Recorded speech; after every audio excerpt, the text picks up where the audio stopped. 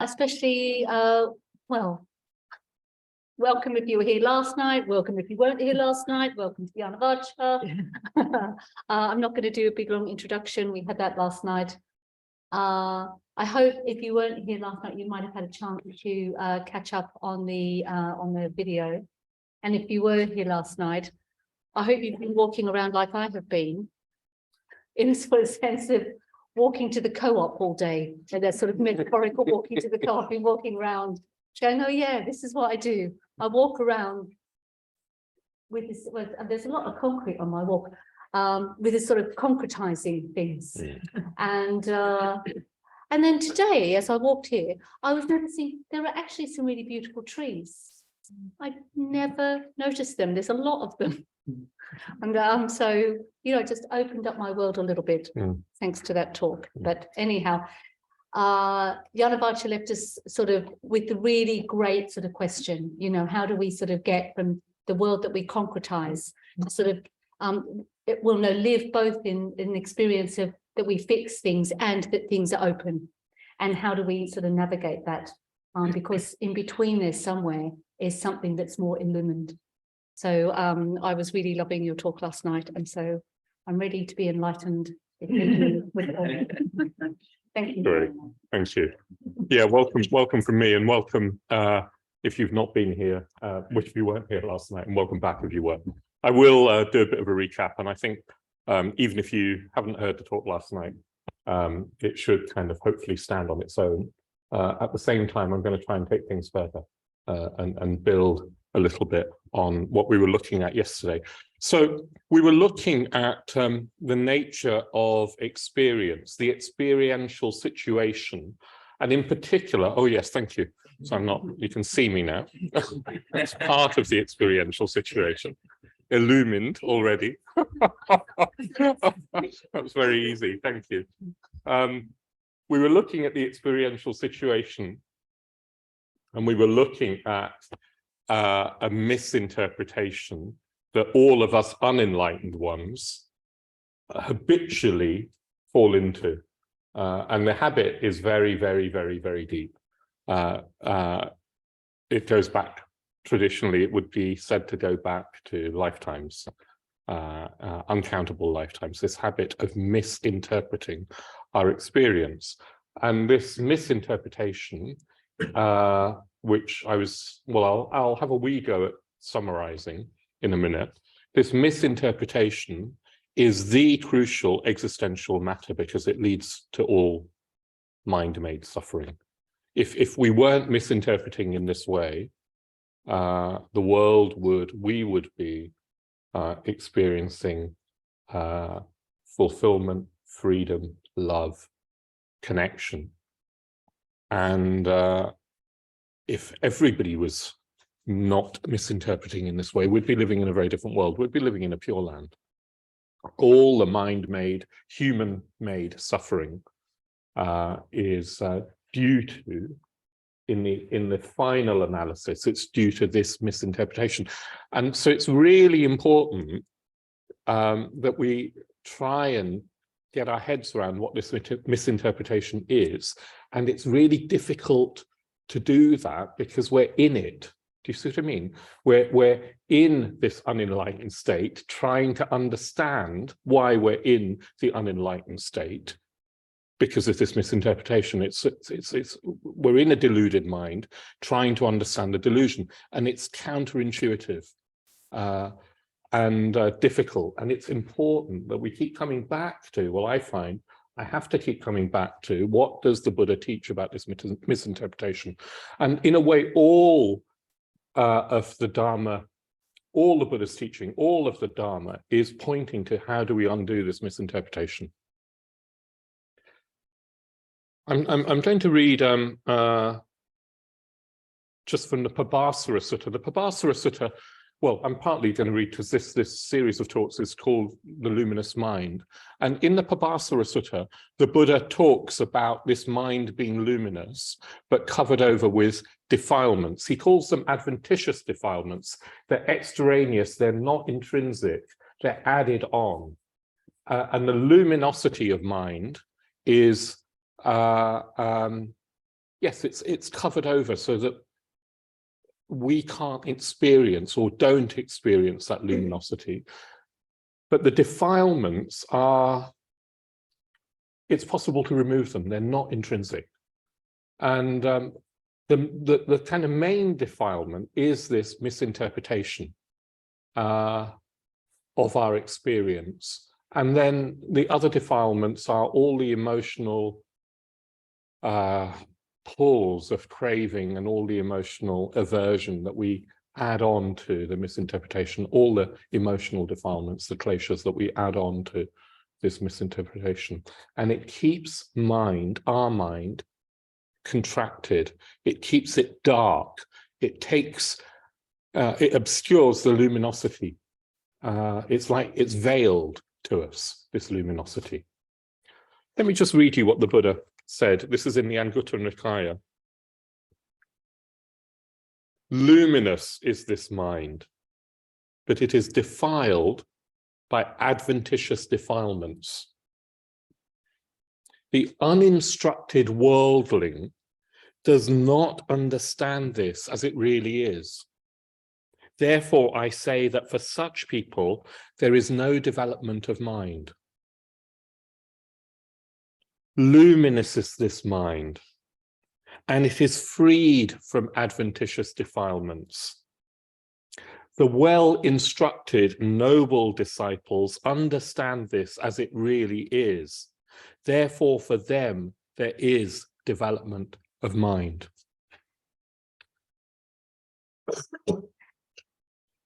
I don't know my Pali Canon very well, but apparently this is the only place that in the Pali Canon, and correct me if I am wrong, it's the only place where the Buddha talks of this luminous mind in this way, as if it's already there, as if it's intrinsically our true nature, and that we've veiled that true nature by defilements that are adventitious, extraneous, and veiled the luminosity. Later Buddhism builds on that. And by the time you come to Zen Buddhism or Tantric Buddhism, there's quite a sophisticated expansion of this way of thinking about the mind. And Bhante has talked about it, particularly if you read some of his commentary on the White Lotus Sutra, and you read his commentary on some of the parables from the White Lotus Sutra, the myth of the return journey, the jewel in the garment. You have parables that are pointing to this innate luminosity. Bhante is also really cautious about this way of talking, and rightly so, because if we get the wrong end of the stick, we can think that, well, we're already enlightened, the mind is already luminous, and there's nothing to do.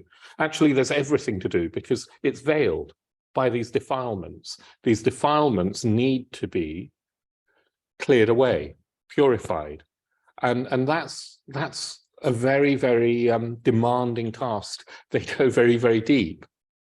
At the same time, so Bhante's right, I think, to be cautious, because I think there are schools of Buddhism who emphasize this, and they can be misinterpreted, and people can think we're Buddhas already, we're enlightened already, and that there's nothing to do. We just have to know that and be. And if we have misinterpreted that, and if we haven't really realized that luminous mind for ourselves, we will just carry on in our unenlightened, deluded state. But now we'll add on the delusion that we are already enlightened. Yeah.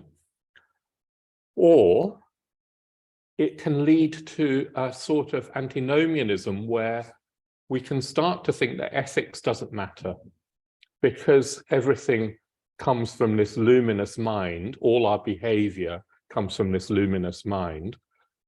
All our unskillfulness is just sort of dreamlike. which I'm going to come back to, and we don't need to work on our actual ethical behavior.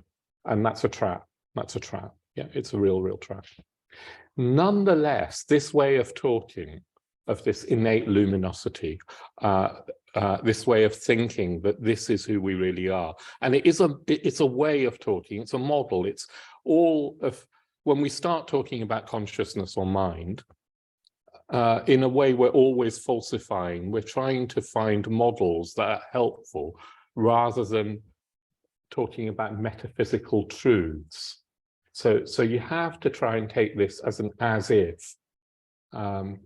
If we take it as an as-if, it can be helpful or it can be useful. I can remember going to see Bhante at a time when Bhante was in our order. He was critiquing this way of talking. He was really fiercely saying, look, the Buddha talked about development of mind, not just realizing what was already there. And I went to see him and I said, yes, but it does seem to be true. And he just smiled and said, yes, it does, doesn't it?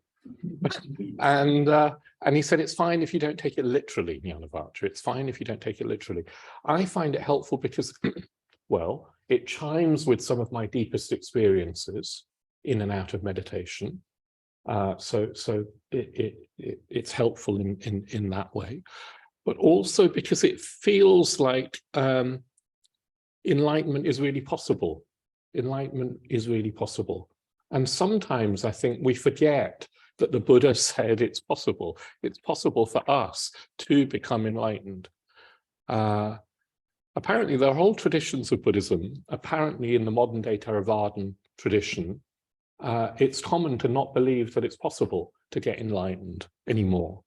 And that's a travesty of what the Buddha taught.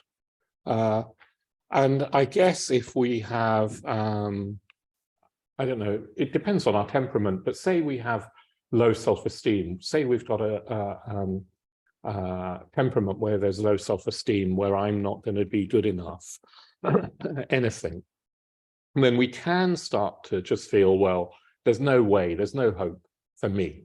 The Buddha, yes, Bhante maybe, but you know, for me, little old me, I'm not going to be able to realize enlightenment for myself. Whereas actually, the teaching is that if we're human and we've got a mind that is functioning in a healthy way, then it's possible for us in this lifetime to gain enlightenment. Anyway, this way of talking, and yesterday I was talking about a misinterpretation of experience, makes it seem possible. And sometimes Bhante would talk like that. Sometimes he would say, apparently once he said that it was just like a sort of twisted rubber band, a twisted string. You just had that, we had got it sort of twisted, and all you had to do was untwist the rubber band or the string. So yesterday I was talking about our experiential situation in terms of the 5 skandhas, and I'm going to just summarize that very well, as briefly, as succinctly as I can. But really I want to emphasize that this, we need to reflect on this misinterpretation, however we do it, whether we use the skandhas as the model, as the framework, or whether we use other models from the Buddhist tradition. We do need to be reflecting. Buddhism says that, look, if enlightenment, if vision, if wisdom is to arise in us, it will be on the basis of right view. It will be on the basis of right view that has been thoroughly reflected upon, meditated upon, because we're trying to overturn a misinterpretation that is very instinctive. It's not just a conscious, we've got it wrong. It's at gut level. It's as probably as instinctive as a survival instinct, this misinterpretation of experience. So yesterday I talked about the skandhas. Let's have a look at them again, just as a recap. And then today I'm going to try and move on a little bit.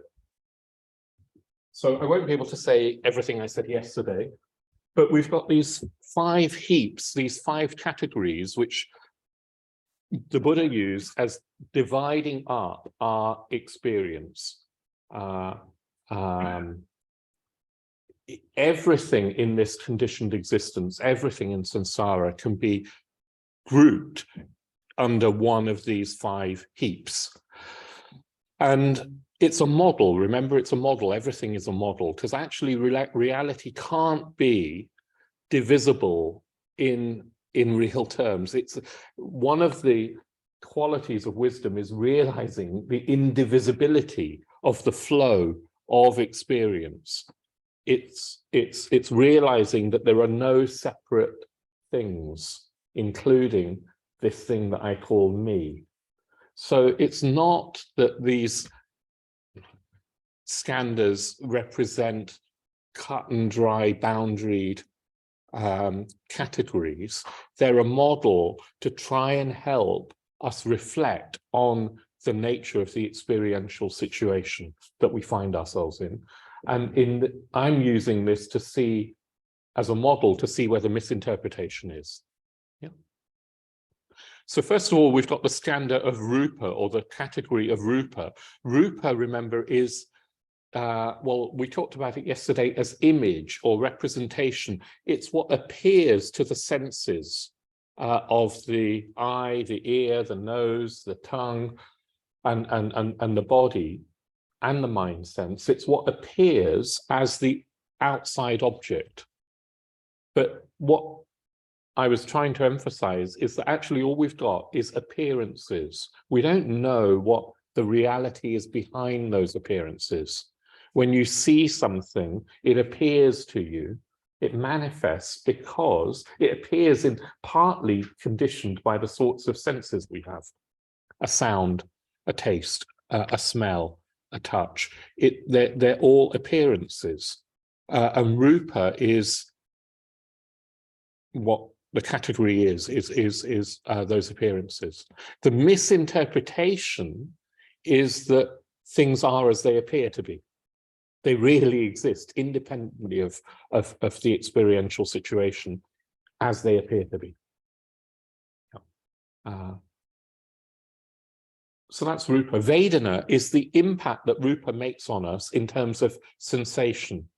So every experience through any of the senses leaves or creates, conditions a Vedana, or maybe more than one Vedana, sensations, pleasant or unpleasant or neutral. Yeah. Samnya is perception or interpretation or recognition. And this is where I was saying the misinterpretation can happen. Because what Samnya does is it takes appearances and says, there they are, they're real objects out there. It also takes vijnana, which is consciousness. And in this model, consciousness is momentary. Through each of the 6 sense doors, it's saying there's eye consciousness the moment that I see and register the sight of something, and ear consciousness through the ear and through whatever the rupa is for the ear, etc. But what Samnya does is it takes vijnana, consciousness, momentary consciousness, and turns it into an enduring and separate I, me. I mean, not I as in EYE, but an I as in self. It turns that into a self. It misinterprets the momentary consciousness as a me, as a self, that is somehow having the experience, but is outside the experience, having the experience, but outside the experience. Buddhism is saying, look, there is experience. Of course there's experience. Of course all our senses are, it's not a fantasy that, you can see and hear and right now listen to me. It's not that it's not happening, but the assumption that there's a self having the experience, and the self is somehow different and apart from the experience that it's having, is a misinterpretation. And what the Buddha said is, look, if you look for such a self, you won't find it. And this breakdown of the experiential situation in terms of the 5 standards is a useful one for looking. Maybe I'll come back to that.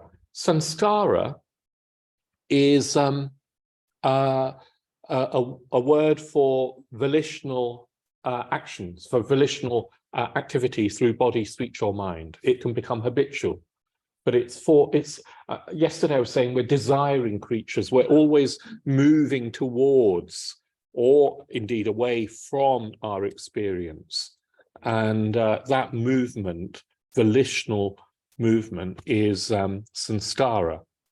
And part of this misinterpretation, what happens, I guess, is that vijnana is turned into a fixed, separate self. Rupa is turned into fixed, eternally existing objects out there, separate from the experiential situation.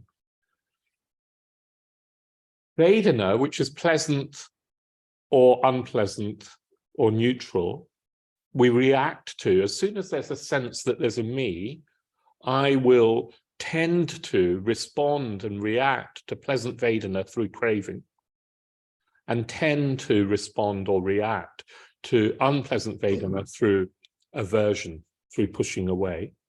So rather than just experience Vedana in that as part of the passing flow of being conscious and being human, we'll push and pull at it to try and fix our world so that there is only pleasant Vedana, never unpleasant Vedana.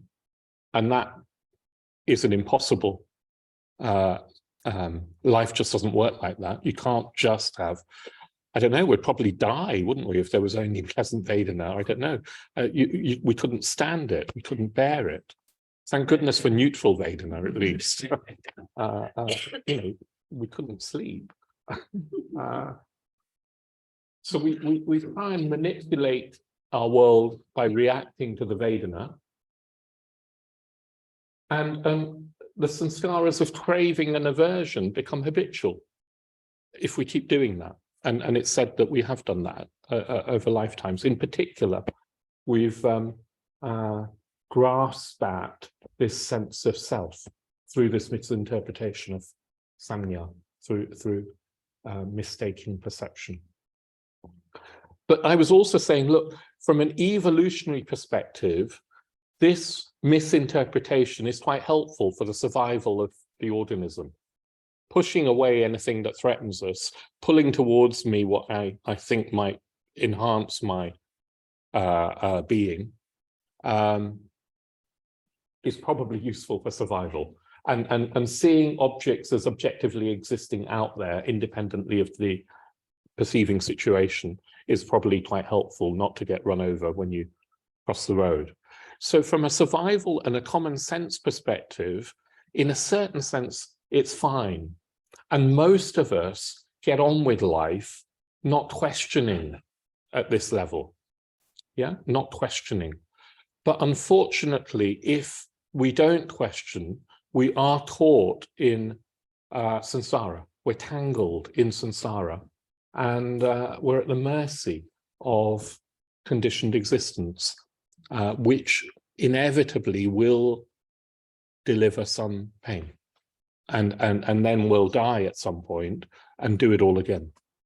So this goes to the heart of the precious opportunity that we have as human beings who can practice and who have come to the Dharma. It goes to the heart of this. We need to keep reflecting on this misinterpretation again and again and again. And there are other ways of doing that, but I'm just presenting this one.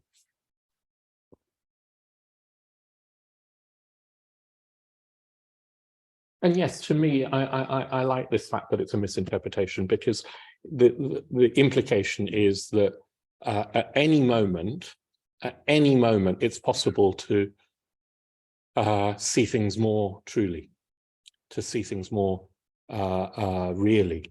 to stop misinterpreting. It said that at every moment consciousness is arising in its natural state of unbounded luminosity, which is also said to be completely fulfilling, completely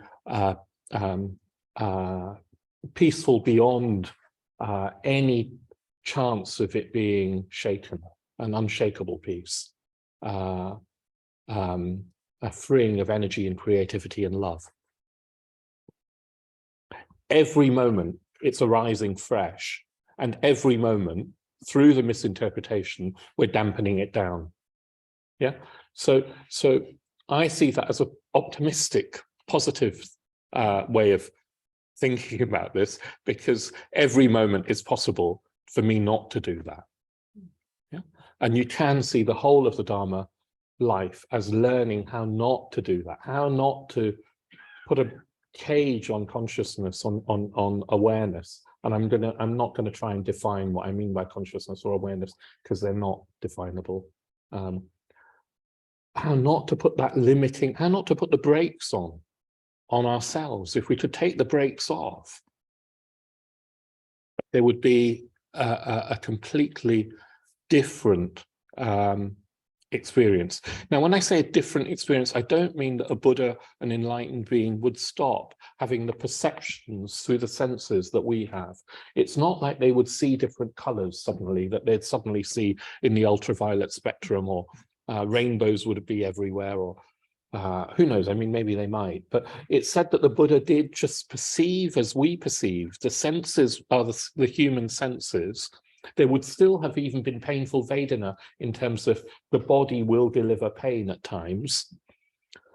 But the interpretation of the experience was different, was true, was real. There wouldn't have been a sense of a separate me having the experience. And there wouldn't have been this reacting to Vedana, pleasant and unpleasant Vedana, with craving and aversion. There would have been a very different interpretation, and that changes everything. That apparently changes everything. So before I move on to talk a little bit about how we can undo this misinterpretation, I want to link this notion of the luminosity of mind, or mind unleashed from its prison, to other ways of talking. Partly I want to do that. I hope this will make sense. Bhante has given us such a wealth of, he's opened up the whole of the Dharmic tradition, the whole of the Buddhist tradition, across cultures, across centuries. He's opened all of that up to us.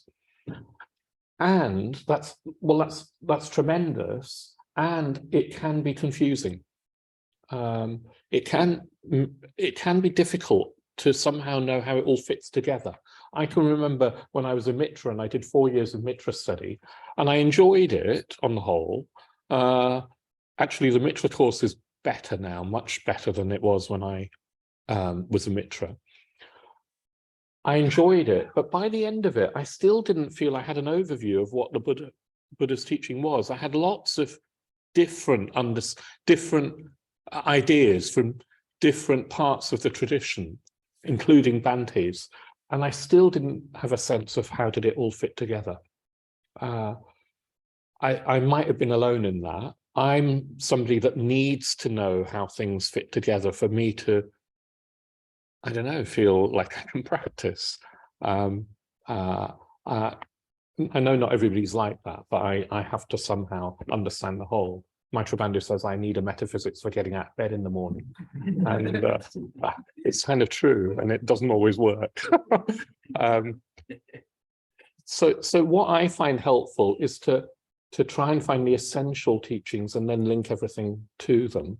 And what I'm trying to point to is that this is an essential way of thinking about the Dharma, that we're trying to correct this misinterpretation and allow the enlightened mind to unfold, allow consciousness to unfold. It's not the only way of talking, and it is just a model, and yes, it has its drawbacks, but that's the way that I'm talking tonight.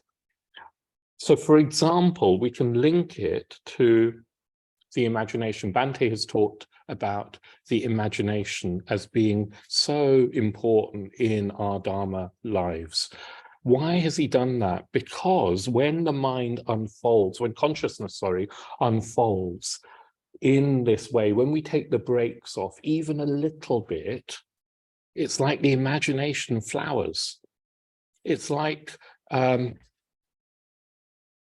we see for a while. Well, Amrapusha was just saying, you notice the beauty of the trees, not just the concrete on the way around here. You start to see beauty. You start to see, I think, through the eyes of the artist. We start to see that, and Bhante said, look, this is a path. It leads to an expansive state of mind, as well as an expansive state of mind manifests as imagination. You can use it as a path. You can cultivate the imagination and experience greater states of mind, expansive states of mind. And in a way, I'm not going to expand on it too much. We know this. The arts are so helpful in doing this. Yesterday, I was talking about, well, I wasn't talking about so much about beauty, but I think I touched on how things can appear sacred. Things can appear meaningful when the imagination is flourishing. Suddenly, ordinary things appear, well, sacred. There is a sacred outlook, as it said. They're illumined, as Bhante said. They, as it were,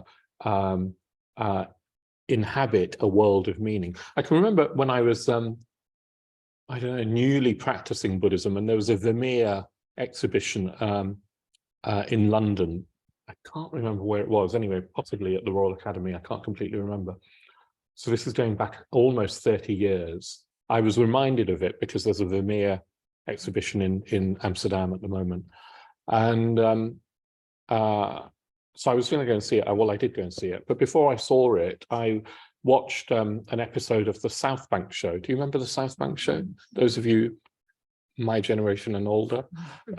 They were talking about this exhibition, whoever the panel was, were talking about, and they were saying how wonderful it was. In particular, they were talking about the milkmaid. Have you seen the milkmaid? It's well, it's a jewel. It's a jewel of the paintings. It's small. I don't know, I think it's about that big. It's sort of smaller than one expects. And it's a figure of, well, the milkmaid. She's wearing an apron. She's wearing a sort of yellow dress, and then there's an apron in green, I think, and a sort of white head scarf. And there's a bit of red under her skirt, I think. And she's at a table pouring from a jug, an earthenware jug, milk into a bowl, into another sort of bowl. There's loaves and bread on the table. It's a completely, as it were, Vermeer was a master of painting the ordinary. Anyway, so they're talking about this. There's the milk is coming out in a thin stream. And so I watched the South Bank show, and somebody was saying that it wasn't just that she was pouring milk. This was a painting of the creation of the universe. Out of the jug, there was, what was being poured was form, was the birth. It was an image for the birth of the universe. And I was thinking, this is pretentious nonsense. That you get on the South Bank show, it's a woman pouring some milk, and then I went to see it, and it was I've had now, since then, I've had stronger experiences looking at paintings, but until that time, at that time, it was the strongest experience I'd ever had at that time of looking at a painting. I wanted to get on my knees and prostrate at this painting. It felt like it was a miracle, and I'd seen prints of it, and nothing can prepare you for, no print can prepare you, or photograph can prepare you for the actual way that Vermeer paints. It felt like he had captured in the ordinary something transcendent. What I found myself looking at in the colors that she was wearing, in the colors of the whole painting, I saw the colors of the 5 Buddha mandala. They were all there. In the thread of milk, I saw Vajrasattva's nectar falling on me, falling into this jug. And I couldn't disagree with this. Was the only, you had to find elevated language to talk about that.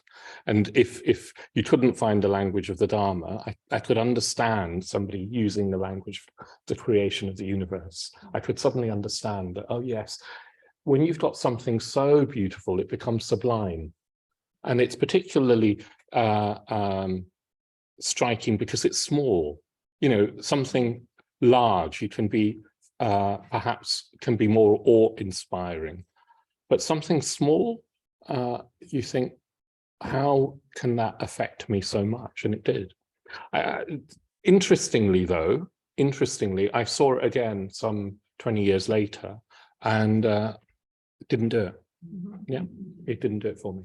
So that also brings us to, you know, things are not just subjectively out there. For the imagination is not just completely subjective, it's not completely objective. It is this mysterious, it's the nature of everything. Nothing is completely subjective or objective.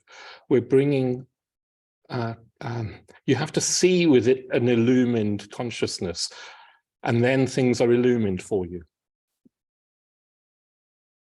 And yes, that occasion I was, as it were, caught off guard, and saw the milkmaid more truly.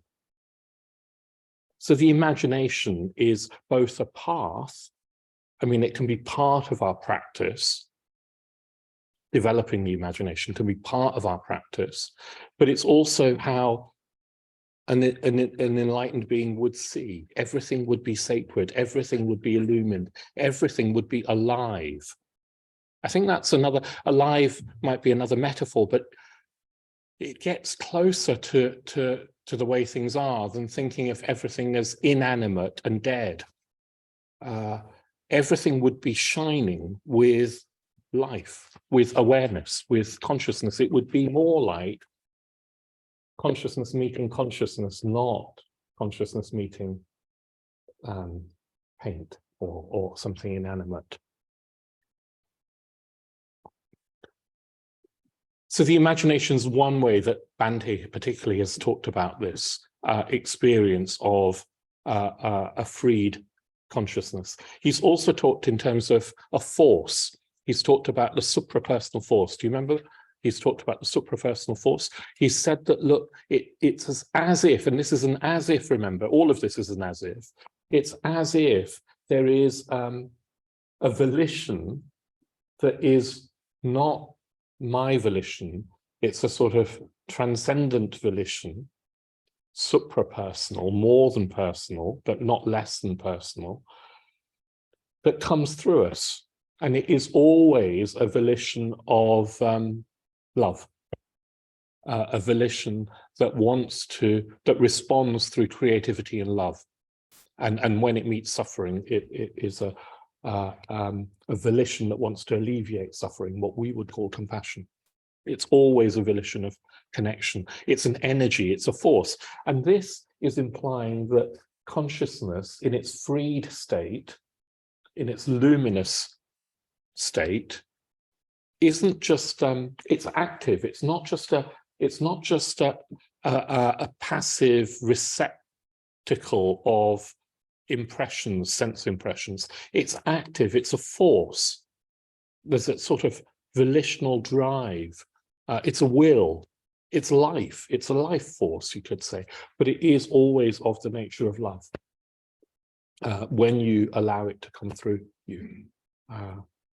So Bhante's talked about that. He's talked about his own, he's in a way, he's talked about that as a way of talking about bodhicitta, which is another way of talking, where in a way consciousness is no longer identified as belonging to an I, a me. It's no longer sort of tethered to a center of I.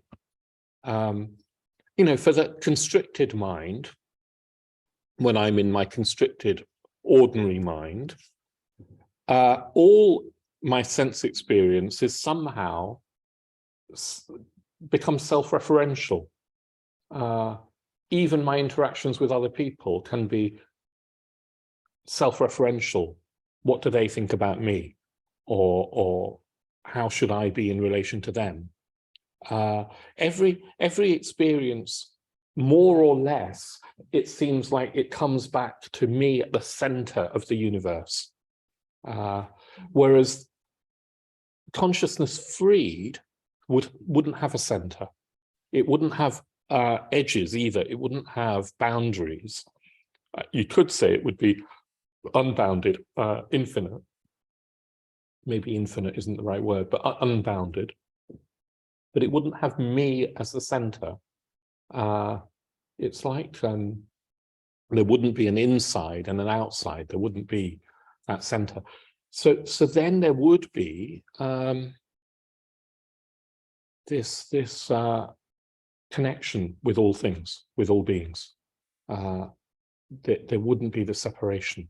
And the bodhicitta is a way of talking about the love, the connection that would flow from that.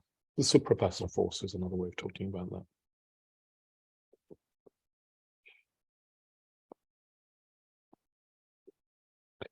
That force, that suprapersonal force, or the bodhicitta, it unfolds in us in dependence upon conditions. It's not magic in the sense that there's no conditions that lead to it. It unfolds, it has its own conditionality. It does unfold in dependence upon conditions. Bhante's emphasized this. It's so key to Bhante's presentation of the Dharma. But that unfolding is, that conditionality is a transcendent conditionality. It's a conditionality that leads to greater and greater self-transcendence. And eventually to enlightenment, to full enlightenment, to Buddhahood.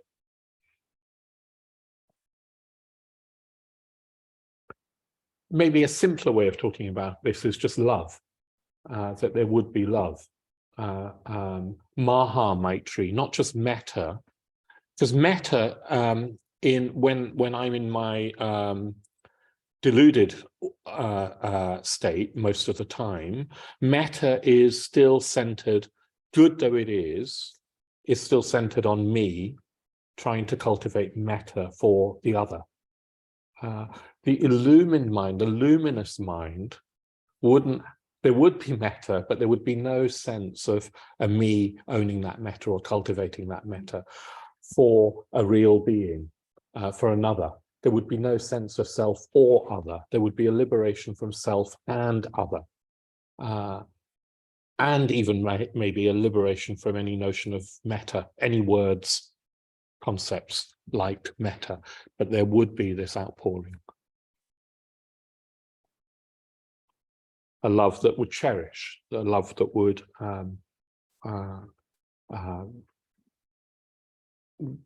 would always be trying to alleviate suffering and liberate people. Yeah. It's interesting though, we talk quite a lot about compassion, and Buddhism is, the enlightened mind is said to be wisdom and compassion completely conjoined. But compassion in our modern parlance has become, has got another connotation, has other connotations to it.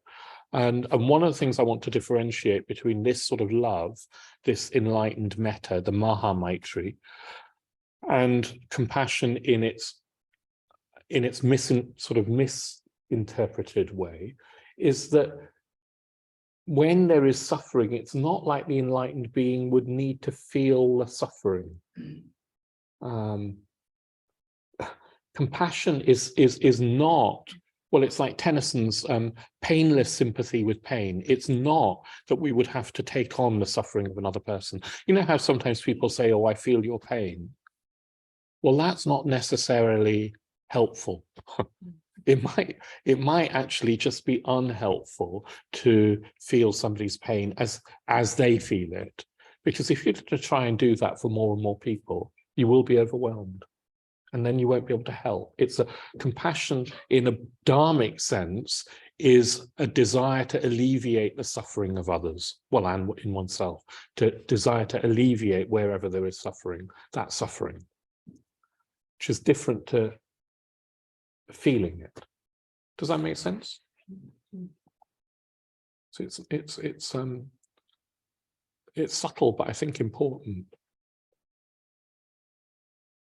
Anyway, so what I'm trying to say is that Bhante has given us so many ways of talking about the path and the goal, and we need to be able to see that they're different ways of talking about the same enlightened experience, that they're all pointing to the same enlightened experience.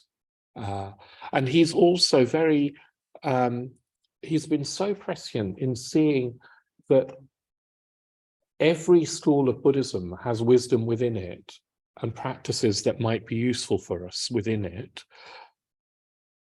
And he's not gone the traditional route of saying there's a hierarchy of teachings. Do you remember his aphorism? There are no higher teachings, only deeper understandings. I think that that's worth coming back to, because this way of talking about luminous mind and consciousness unleashed and so forth is more common in the Tibetan tradition, in the Vajrayana tradition, in the Zen tradition as well. And I think in our Sangha, it's becoming more popular as more people find it helpful to their practice. Well, I find it helpful to my practice. But I think it's important to remember that it's not just a tantric teaching. It's not just Mahamudra and Dzogchen. It's not necessarily a higher teaching. It's there in the Pali Canon. It's there in this model of the 5 skandhas. It's a way of talking about the enlightened experience. There are other ways of talking about it. There are other ways of talking about the path. Bhante's asking us to not take any of the models literally. And that's a very, very important thing for us to remember, not take things literally. Do you see literalism is part of this misinterpretation of samnya? Samnya misinterprets appearances for realities, for objects out there, and vijnana for a me in here. That's literalism. And then we tend to apply literalism, if we're not careful, to the teachings. And then they don't help us, or they can hinder us. Anyway, I did say that I'd move on to talking about what do we do, and I will try and do that. Well, it helps to know that this is the essence of the dharmic task. Bhante's talked about the 5 stages of the path of integration, positive emotion, spiritual receptivity, dharmic receptivity, spiritual death, and spiritual rebirth. And he's also said that, look, those 5 teachings can be aspects of a mandala. You can take any of them and use them to try and move towards this liberated consciousness, to move to, they will take you there.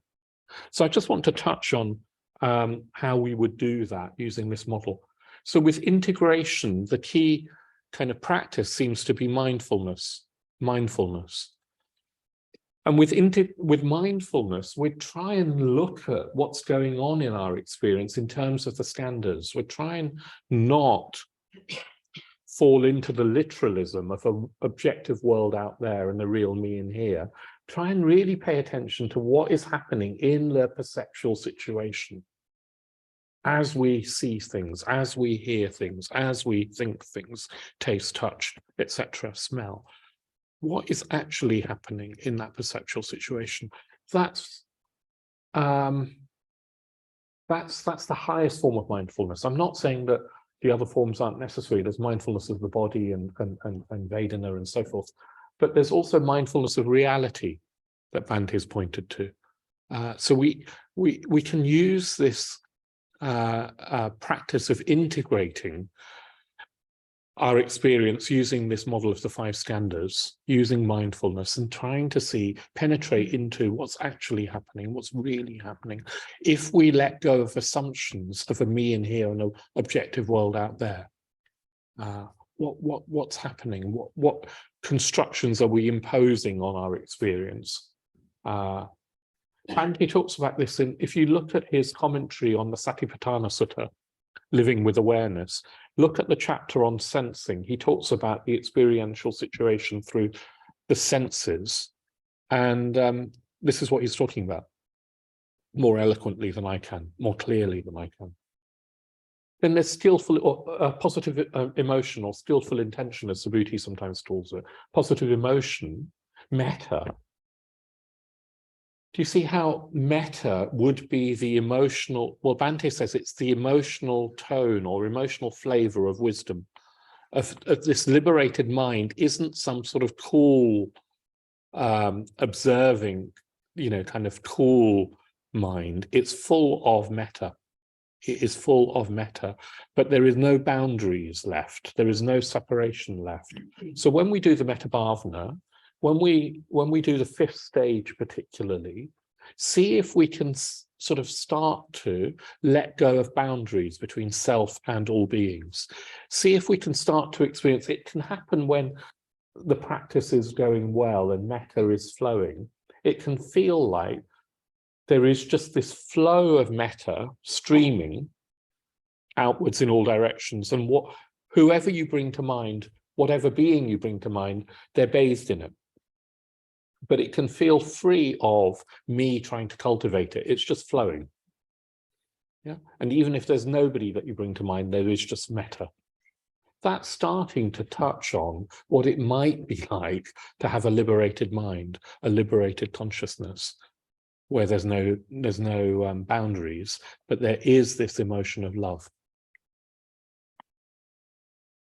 So metta can lead us. Again, if you read Living with Kindness, Bhante's commentary on the Metta Sutta, he's very clear that it's an insight practice. It's not just it's a wisdom practice. It's not the metta bhavana, that is. It's not just a sort of elementary practice that you do to create a more positive mind. It can take us into this luminous mind itself, this enlightened mind itself. Then there's spiritual receptivity. Spiritual receptivity, if you take it far enough, is the letting go of all the assumptions that we hold about the experiential situation. But more than that, it's letting go of all the holding on to the sense of me. You let go of first of all, you might let go of tensions in the body, and then you try and maybe let go of any kind of emotional restrictions or constraints in the heart. But eventually, if you keep letting go, there's a letting go of the very notion of self, not just the notion of self, but the experience of self. It is said to just dissolve. And what arises when you let go is not there can be a fear that it'll just be annihilation, that it will be some sort of black hole that I get sucked into. There'll be a nothing. What arises instead is luminosity. And luminosity, remember, this luminous mind, it's a metaphor. But what arises is boundless, spacious awareness that is full of love and energy, maybe bliss, peace. It'll have all sorts of flavors to it. The enlightened mind isn't going to be just defined by one characteristic. So spiritual receptivity is much more than just relaxing. It's a letting go of any holding on to experience. And you take it far enough and you arrive at enlightenment, just like you do with metta, just like you do with mindfulness, taken far enough. Spiritual death, which Bhante's talked about, well, it's more obvious. It's where we recognize that we are imposing constructions, this misinterpretation on our experience, and we see that it's a construction and that we don't have to do it.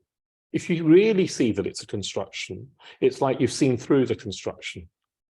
If you really see it, if you really see that, oh yes, I am imposing this construction of a real me and a real world on my experience, then you've already started to free yourself from it. So that would be spiritual death, where you don't, you free yourself from the construction. You can see that you're constructing this. And then spiritual rebirth is where we open up to, well, what lies beyond the construction, what lies beyond our caged, tiny sense of me and my world. What lies beyond that? It's indefinable. Well, Bhante says it's better to think in terms of images, perhaps, than concepts when you get to this stage, because all our conceptual thinking is still based on self and other, and you've transcended that. An image can point beyond concepts. And of course, the image that is classically used, at least in the Tibetan tradition, is the 5 Buddha mandala, the mandala of the 5 jhanas, the colors of which I saw in The Milkmaid. The 5 Buddha mandala are 5 aspects of the enlightened mind. You could say they're the enlightened mind refracted through those 5 dimensions. And I want to finish by just touching on talking about the wisdoms of the 5 jhanas, the 5 victorious ones, the 5 Buddhas, and linking them back to these standards. So Rupa is linked to Akshobhya, and his wisdom is the mirror-like wisdom. So instead of us misinterpreting Rupa as a really existing thing out there, as an object, Akshobhya would just see things as they really are. There would still be appearances, but they wouldn't be misinterpreted as realities. There would just be appearances. That's the mirror-like wisdom. Then Vedana is associated with Ratnasambhava. And instead of reacting to pleasure and pain with craving and aversion, or neutral feelings with indifference, there would be no reactivity at all. There would be the wisdom of sameness, which sees the same reality in all phenomena, which is that they're empty of any inherent selfhood. It sees all phenomena as equal, as the same, equally empty. And it's said that, well, Ratnasambhava's wisdom is associated with beauty. So it's not that everything is empty and therefore meaningless. It's empty and beautiful. Everything is somehow miraculously appearing, and it's just the very appearance, the fact of appearance is full of wonder and beauty. And then Amitabha's wisdom, the wisdom of uniqueness, is associated, I guess, well, he's associated with the skandha of samnya. Samnya is, remember, perception, recognition. And Amitabha does see things uniquely that wisdom sees things uniquely. It complements the wisdom of sameness of Ratnasambhava. It sees everything in its unique particularity. Any phenomena is the result of an infinite number of conditions. This moment now is the result of an infinite number of conditions. It will not be repeated. And I don't even know what I mean by this moment, whether I mean your moment or my moment or this coming together. Any phenomena is beyond our comprehension when you think of how unique it is and how many, well, the infinite number of conditions that have led to it being here. And of course it goes like that, but it's unique. It's unique. And therefore, Amitabha somehow responds with love. So there's beauty and there's love. Again, it's not this cool indifference. If there isn't beauty and love in our experience, if there isn't this sense of the sacred, then I don't believe that it's really wisdom. If somebody says, oh yes, they've seen through the constructions, the misinterpretations, they've woken up, they're enlightened, they're wise, and you don't detect in them love, and you don't detect in their experience this sense of sacredness and beauty, maybe wonder, then I think they've got further to go. Yeah, that's the least one could say, I think. So Amitabha's wisdom sees things with love, and then you have Amoghasiddhi. Amoghasiddhi's wisdom is it's creativity. It's that love turned into action, into compassion. It's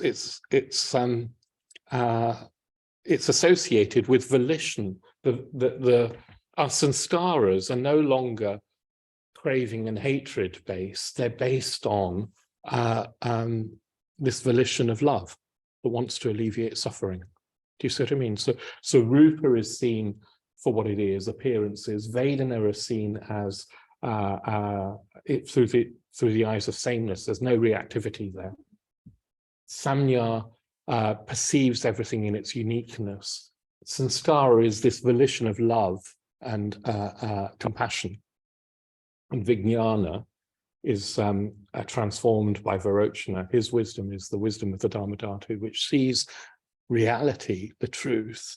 You could say enlightenment in everything, all the time. It's always been there. It's in everything, even in our deluded selves and our misinterpretations. We're still part of reality. We could never be anywhere else. Where else are we going to go? Everything is alive with the Dharma, whether we realize it or not. So these images are beautiful, profound images that we can meditate upon to get a glimpse of what our true nature is. You could say what our potential is, what our true nature is. It's only going to happen if we practice, probably in all of these ways. I don't think it'll be enough for most of us just to do mindfulness and take it all away. We do need all of the practices. In our system of training that Bhante has given us, spiritual death and spiritual rebirth practices are particularly introduced at ordination. I think that that's important. I haven't got time to go into why that is, but it's worth knowing. So if you're not ordained, or if you haven't asked for ordination, and you think that all Sri Ratna offers is the mindfulness of breathing and metta bhavana, well, you're mistaken. There's much more that it offers, but that depends upon you making the step towards greater commitment. If you are ordained, and then I'm speaking to myself as well, let's remember that we need to be working on real spiritual death and real spiritual rebirth. Bhante has said that our effective going for refuge is only as effective as our attempts to make it real, as how we're trying to make it real. And if you have made your going for refuge real, well, don't sort of rest on the laurels. Do you know what I mean? Well, hopefully you wouldn't be. I don't know if you would be or not. I don't know. But there's always further to go. Bhante's emphasize that enlightenment isn't a static thing. Even for a Buddha, there would be unfolding creativity, unfolding creative states of mind. There is always further to go. So I hope I've given you, over these two talks, something of what I think is the essential matter, and a bit of a sense of how different ways of talking about the Dharma, different ways of talking about the path, different practices are all pointing to this essential matter of consciousness and how it could be completely freed. So, thank you.